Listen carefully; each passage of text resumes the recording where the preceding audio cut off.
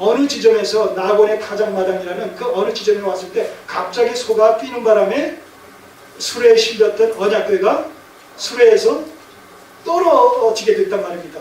그럴 때 그 언약궤를 운반하던 우사가, 아비나답의 아들 우사라는 사람이 자기도 모르는 사이에 뭐예요? 떨어지려는 언약궤를 붙잡았단 말입니다. 그래서 근데 그 순간 어떻게 됐어요? 우사가 그 순간 죽어버렸어요. 하나님께서 그의 생명을 거두셨다는 말입니다. 왜요? 언약궤는 누구도 들여다보거나 그것을 만지지 않게 되어 있단 말이에요. 어깨에 메고 가게 되어 있단 말이에요. 그 언약궤의 규례를 어긴 죄로 말미암아 이 우사가 그 자리에서 즉사합니다. 여러분, 신약시대에 우리가 말씀에 순종하는 부분이 많습니까? 불순종하는 부분이 많습니까? 네, 우리 행위를 따라 처치하신다면 누가 감히 하나님 앞에 옳다고 인정을 받을 수 있겠습니까? 그럼에도 불구하고 우리가 버젓이 지금 머리를 하늘로 향하고 활보하고 있지 않습니까? 이럴 수 있는 가능성이 뭐예요? 예수 그리스도께서 그 모든 하나님의 진노를 다 맡고 계시다는 거예요. 그리스도의 의가 우리의 모든 불의를 다 커버하고 계시다는 거예요. 다 막아주시니까. 우리가 잘못하면서도 잘못하고 있지 않느냐 착각할 정도로 철저히 그리스도께서 우리를 보호해 주시고 대제사장으로서 우리를 변호해 주고 계시단 말입니다. 이 신약시대에.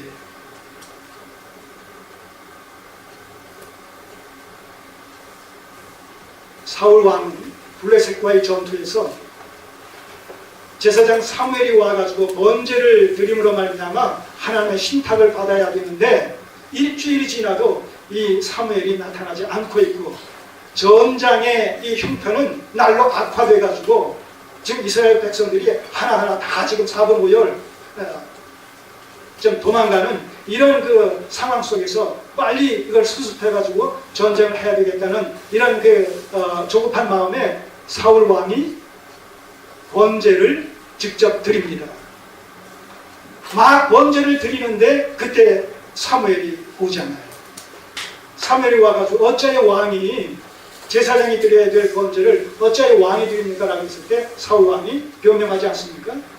당신이 오지 않고 이 전쟁의 상황은 지금 예측을 불허하고 그래서 빨리 번제를 드리고 전쟁을 수행해야 될 이런 상황 속에서 부득이하여 번제를 드렸다 이렇게 얘기하지 않습니다. 근데 그 부득이하여라는 그것이 현실적으로는 맞아요. 그럼에도 불구하고 이 번제는 제사장의 고유한 이런 그 직무이기 때문에 왕이 드릴 수 없다는 그 이유로 말미암아 어떻게 돼요? 하나님께서 사울 왕을 버리시는 결정적인 하나의 요인으로 작용한다는 것이죠. 지금 몇 가지 말씀을 드렸습니다만서도 이런 것들을 통해서 비록 신약시대에 즉각 우리의 잘못에 대한 하나님의 징계가 임하지 않지만 그리스도께서 우리를 변호해 주시고 우리를 막아주시기 때문에 그러나 그 원리는 오늘 우리에게 그대로 적용되어져야 된다는 거예요. 하나님의 말씀에 대한 어떤 두려움을 가지고 경외하는 마음을 가지고 그 말씀의 원리를 쫓아서 하나님을 바르게 알고 바르게 섬기는 일에 최선을 경주해야 된다는 이 원리와 원칙이라는 것은 구약시대나 신약시대나 변함이 없다는 것이죠.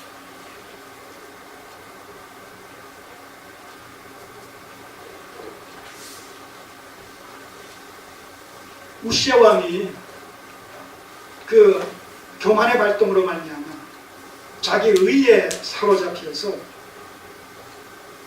모든 것을 다 자기가 관장해도 되느냐 자기 기만에 빠진 나머지 제사장이 해야 되는 이 향단의 분양까지도 하려고 하자 이 제사장 아사랴가 80인을 대동하고 달려오지 않습니까? 그리고 18절에 우시야 왕을 막아 가로되 우시야여 여호와께 분양하는 일이 왕이 할 바가 아니다. 오직 분양하기 위하여 구별함을 받은 아론의 자손 제사장의 할 바니 성소에서 나가소서. 왕이 범죄하였으니 하나님 여호와께 영광을 얻지 못하리이다. 자, 이렇게 제사장이 극구 만류하면서 성전에서 나갈 것을 촉구합니다. 자, 이때만 해도 회개의 기회가 주어져 있어요. 우리가 문맥 속에서 볼 때, 아, 내가 월권했구나, 내가 잘못했구나, 내가 교만했구나, 여기서 회개하면 아마 용서를 받았을 겁니다. 그런데 이 우시아의 반응을 보세요. 19절, 우시아가 손으로 향로를 잡고 분향하려 하다가, 막무가내로 이제 분향을 하려 하다가 만류를 받자 노를 바랬다. 노를 바랬다.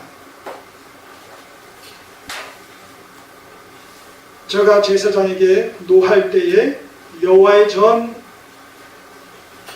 안향단 곁 제사장 앞에서 그 이마에 문둥병이 바람지라.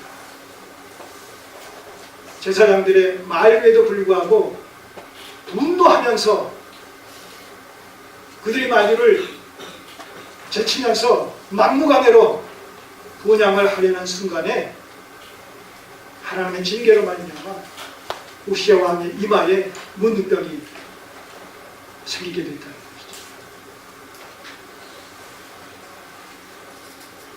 구약시대의 문둥병은 하나님의 심판의 일환이죠. 멸망의 상징이죠.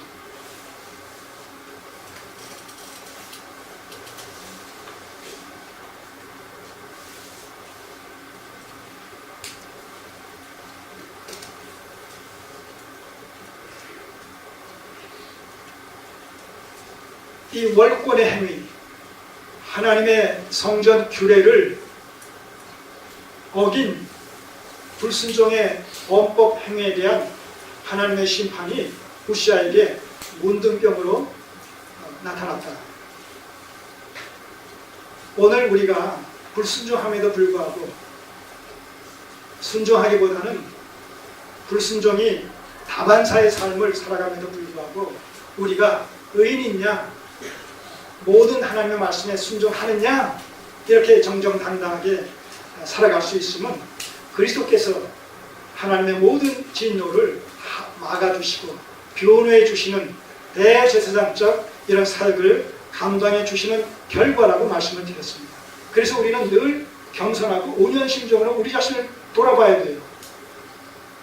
우리가 잘하고 있기 때문에 아무런 문제가 없는 것이 아니라 여전히 잘못하고 있음에도 불구하고 그리스도께서 우리의 모든 연약함을 담당해 주시는 그 결과로 말미암아 우리가 이렇게 안연히 보존되어진다라는 그런 사실 앞에서 우리는 늘 빚진 자의 심정을 가지고 겸손함과 온유한 심정으로 주의 얼굴에 도우심을 구하는 자의 삶을 살아가야 된다는 것이죠.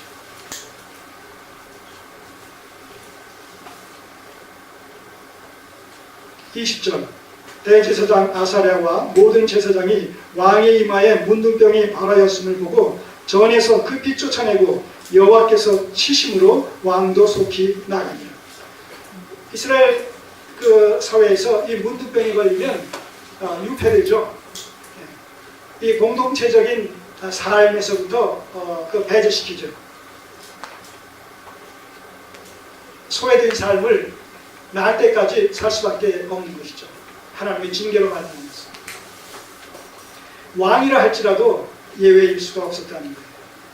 문둥병이 발하자 이내 성전으로부터 또 왕궁으로부터 통치의 자리로부터 그를 유폐시켜서 별궁에다 이렇게 유폐시키는 내용을 우리가 보게 됩니다. 자, 21절, 우시아 왕이 죽는 날까지 문둥이가 되었고 문둥이가 되매 여호와의 전에서 끊어졌고 별궁에 홀로 거하였으므로 그 아들 요담이 왕궁을 관리하여 국민을 치리하였더라. 자, 그러니까 왕이 벌석이 되니까, 왕의 자리가 공석이 되니까 어떻게 돼요? 그의 아들 요담이 섭정을 했다는 것이죠. 대신 우시아 대신에 나라를 다스렸다. 자, 이렇게 해서 이 우시아는 죽는 날까지 별궁에 유폐되어졌을 뿐만 아니라 죽은 후에도 여왕의 묘실에 장사 지낸 바가 되지 못하고 그 곁에 여왕들의 묘실 곁에 따로 묘를 써서 장사를 지내는. 자, 23절 보시면 우시아가 그 열조와 함께 자매 저는 문둥이라 하여 열왕의 묘실에 접한 땅 곧 그 열조의 곁에 장사하니라. 그 아들 요담이 대신하여 왕이 됩니다. 자, 이렇게 해서 우시아의 통치가 일단락되어집니다. 특별히 우리는 그의 교만으로 말미암아 약이 되어진 이런 불순종의 삶에 주목할 필요가 있습니다. 신앙은 경기와 같다고 말씀드렸고, 경기는 법대로 할 때 유효하다고 말씀을 드렸습니다.